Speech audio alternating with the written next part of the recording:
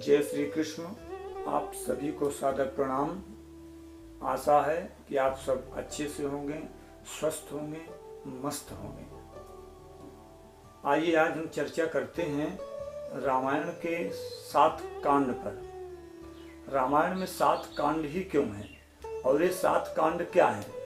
रामायण के 7 कांड मोक्ष की 7 सीढ़ियां हैं। यह मानव जीवन की 7 सोपान हैं। हमारे यहाँ भारत में अनगिनत ऐसे परिवार हैं जो कि प्रतिदिन रामायण का पाठ करते हैं। रामायण के प्रति लोगों में बड़ी श्रद्धा है। जो पढ़ते भी नहीं हैं वह भी अपने घर में, अपने पूजा स्थल पर रामायण ग्रंथ को अवश्य रखते हैं। लेकिन रखने से काम नहीं होने वाला, उसे पढ़ करके जीवन में उतारने से काम होगा, हमारा काम बनेगा। क्योंकि रामायण के 7 सोपान मानव के मुक्ति के 7 द्वार हैं। ये रामायण की 7 सीढ़ियां हैं जो कि श्री राम जी के चरणों तक जाती हैं और मनुष्य इन्हीं सीढ़ियों पर चढ़कर राम जी तक पहुंच जाता है। आज 5 अगस्त का वह शुभ मुहूर्त है, वह शुभ घड़ी है, शुभ समय है कि जिसमें भगवान श्री राम जी के मंदिर निर्माण के लिए भूमि पूजन होने जा रहा है। आज करोड़ों भारतीय हिंदू सनातन धर्म प्रेमियों के लिए यह परम आनंद का दिन है। आज सभी उत्साहित होंगे, आनंदित होंगे। यदि यह कोरोना महामारी का संकट न होता तो आप सब अवश्य आज के दिन अयोध्या पधारते। लेकिन अभी जाने की आवश्यकता नहीं है। आप अपने घर पर बैठ करके और भगवान राम के मंदिर निर्माण भूमि पूजा को मन से यहीं से नमन करिए। इसी से आप सब का कल्याण हो जाएगा। कई दिनों से फेसबुक, व्हाट्सएप आदि यंत्र के माध्यम से सुनने में आ रहा है, जानने में आ रहा है, आप लोग भी सुने होंगे कि मुहूर्त नहीं है, कैसे भूमि पूजा किया जा रहा है। पर आपको मैं यह बता दूं कि भगवान राम का जब जन्म हुआ था, इस धरा पर भगवान ने अवतार लिया था, तो वह चैत्र का महीना था और तिथि थी नवमी। सारी तिथियां भगवान के पास आती हैं कि आप मुझे ग्रहण करें, लेकिन भगवान राम किसी को ग्रहण नहीं करते। भगवान राम नवमी तिथि को ग्रहण करते हैं, जबकि नवमी तिथि रिक्ता तिथि है। चौथ, चतुर्दश, नवमी रिक्ता, इन तिथियों में, रिक्ता तिथि में कोई भी व्यक्ति शुभ कार्य नहीं करता। लेकिन भगवान राम ने नवमी तिथि का वर्ण करके इस नवमी तिथि रिक्ता को अमर कर दिया। इतिहास में लोग इसे जानने लगे और भगवान जिसका वर्ण करते हैं, भगवान जिसे स्वीकार करते हैं, वह कुयोग भी सुयोग में बदल जाता है। तो इस तरह का मन में किसी तरह की बात ना लें कि मुहूर्त नहीं है। भगवान जब चाहें, जब आना चाहें, जब उनकी प्रेरणा हो, वही मुहूर्त होता है। इसीलिए प्रेम से बोलिए जय श्री राम। सब लोग अपने मनोवेग पूर्वक अयोध्या में रहिए, लेकिन शारीरिक रूप से अपने घर में रहिए। आइए चर्चा करते हैं रामायण के पहले कांड का, यानी कि मानव जीवन, मानव मोक्ष की पहली सीढ़ी है बालकांड। यानी बालक निर्दोष होता है, निर्मल मन का होता है। बालक छल छद्म पाखंड से दूर रहता है। बालक किसी से बैर नहीं रखता। बालक के मन में अभिमान नहीं रहता। बालक का स्वभाव बड़ा ही सरल और भोला होता है। जो भी भगवान श्री राम की कृपा प्राप्त करना चाहते हैं, वो इस समय छल छद्म और पाखंड, ईर्ष्या द्वेष का त्याग कर दें तो भगवान राम की कृपा अवश्य प्राप्त हो जाएगी। जिस दिन आप बालक की तरह अपने हृदय को निर्मल बना लेंगे, बालक बन जाएंगे, तो वहीं उसी दिन भगवत कृपा आपको प्राप्त हो जाएगी। बालकांड हमें यह शिक्षा देता है कि ज्ञानी की जगह अज्ञानी ही रहो, अभिमानी मत बनो, बालक की तरह निर्मल मन वाले बनो। इसके बाद दूसरी सीढ़ी है जिसका नाम है अयोध्या कांड। अयोध्या का अर्थ होता है कि जहां युद्ध ना हो, जहां पूर्णतः शांति हो, वह है अयोध्या। जब हम अपने घर को, अपने हृदय को, अपने मन को अयोध्या जैसे बनाएंगे तो भगवान राम हमारे यहाँ अवश्य आएंगे। ये निश्चय रूप से मान लो कि हमारा कोई शत्रु नहीं है और ना ही मैं किसी का शत्रु हूँ। यह मानव जीवन बहुत ही छोटा है और क्षणभंगुर है। किस वस्तु के लिए दुश्मनी, झगड़ा, लड़ाई, ईर्ष्या, द्वेष करना है? नहीं करना चाहिए। हमें यह अयोध्या कांड से शिक्षा मिलती है। अयोध्या कांड प्रेम का सोपान है, प्रेम का कांड है। भाई भाई का प्रेम, पति पत्नी का प्रेम, पिता पुत्र का प्रेम, माता पुत्र का प्रेम और त्याग भी सिखाता है। इसी कांड में भगवान राम अवध के राज्य का त्याग कर बन जाते हैं। लक्ष्मण जी सर्वस्व का त्याग कर राम के लिए जाते हैं। भरत जी ने कुछ नहीं लिया, किसी ने कुछ भी स्वीकार नहीं किया। जिस भी घर में इस अयोध्या कांड का नियमित रूप से पाठ होता है, उसके घर में सदा सर्वदा के लिए लड़ाई झगड़े समाप्त हो जाते हैं। इस कांड में किसी को कोई लोभ नहीं है, यह हमें अयोध्या कांड से शिक्षा मिलती है। इसके बाद तीसरी सीढ़ी है, नंबर आता है अरण्य कांड की। यह अरण्य कांड ज्ञान की सीढ़ी है। वासनाओं, कामनाओं पर यदि हमें विजय पाना है तो कुछ समय के लिए हमें वनवास अवश्य करना चाहिए। भगवान राम ने वनवास करके संसार को यह शिक्षा दिया है कि हमें किस तरह कामनाओं और इच्छाओं के गुलाम नहीं होना है। वन में सच्चे साधु संत, महात्मा, ज्ञानी मुनींद्र का सत्संग प्राप्त होता है, जिसके कारण हमारा जीवन सफल हो जाता है। यह हमें शिक्षा अरण्य कांड से मिलती है। इसके बाद चौथा कांड है किष्किंधा कांड, यानी चौथी सीढ़ी है। इस सीढ़ी में काम का विनाश है।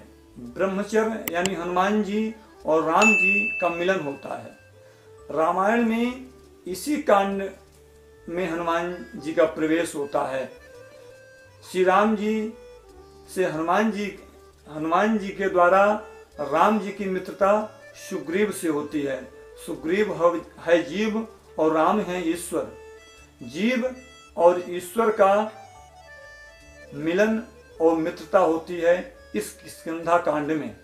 जो ब्रह्मचर्य का पालन करता है, अपना सर्वस्व त्याग करके भगवान को याद करता है, उसी जीव की परमात्मा के साथ में मित्रता होती है।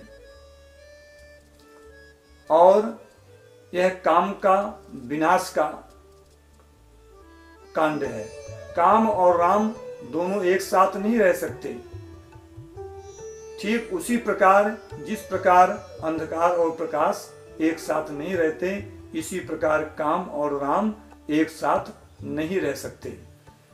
तुलसी बाबा ने कहा है कि जहां राम तहां काम नहीं, जहां काम नहीं राम, तुलसी कैसे रह सके रवि रजनी एक ठाम। जिस हृदय में पहले से राम बैठे हैं, वहां काम का प्रवेश नहीं हो सकता, और जिस हृदय में पहले से काम है, वहां राम कभी आ नहीं सकते। तो राम से मित्रता करनी है, राम को प्राप्त करना है, उनकी कृपा पानी है, तो हमें अपने हृदय से, जीवन से काम को सदा सर्वदा के लिए निकाल फेंकना होगा। यह शिक्षा हमें किष्किंधा कांड से प्राप्त होती है। पांचवा कांड है सुंदर कांड, यानी पांचवी सीढ़ी है मानव जीवन की, जिसका नाम है सुंदर कांड।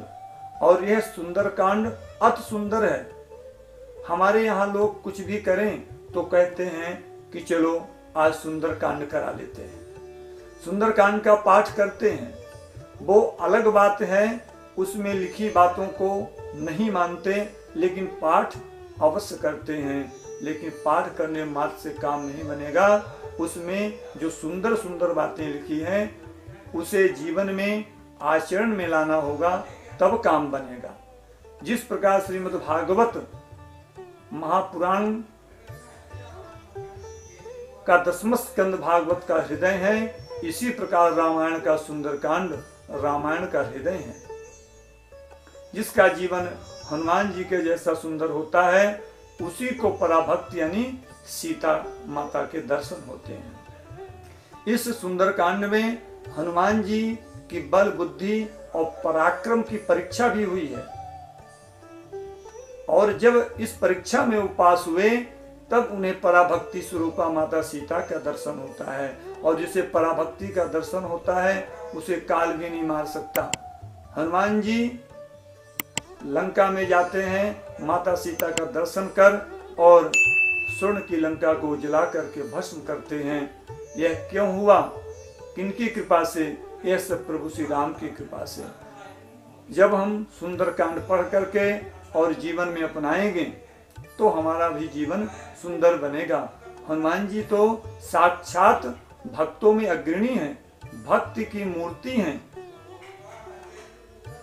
राम जी की कृपा प्राप्त करना है तो हनुमान जी के आदर्श का पालन हमें करना पड़ेगा, तभी जीवन सुंदर बनेगा। जीवन सुंदर बनता है इस सुंदरकांड को जीवन में आचरण में धारण करने से। इसके बाद आता है लंका कांड। लंका कांड यानी युद्ध का कांड। इस कांड में होता है राक्षसों का विनाश। यदि मनुष्य राम के सद्गुणों को जीवन में धारण कर ले तो मन में बसे काम क्रोध लोभ मोह आदि ये जो राक्षस हैं तो इनका विनाश हो जाएगा, और भगवान के चरणों में हमें स्थान प्राप्त होगा। 7वां कांड है उत्तरकांड यानी मोक्ष की अंतिम सीढ़ी। जो अपने जीवन को पूर्व अवस्था में काम आदि को मारता है, उसी का अंतिम समय सुधरता है, यानी भगवान के चरणों में स्थान प्राप्त होता है। इस उत्तर कांड में काकभुसुंडी जी और गरुण जी का दिव्य संवाद है। गरुण जी के प्रश्न हैं और काकभुसुंडी जी के द्वारा उत्तर दिए गए हैं। इस कांड में निर्गुण सगुण की चर्चा है, द्वैत अद्वैत की चर्चा है। इस कांड में ज्ञान और भक्ति का सुंदर समन्वय किया गया है। ज्ञान को भक्ति की जरूरत है और भक्ति को ज्ञान की जरूरत है, दोनों को एक दूसरे की जरूरत है।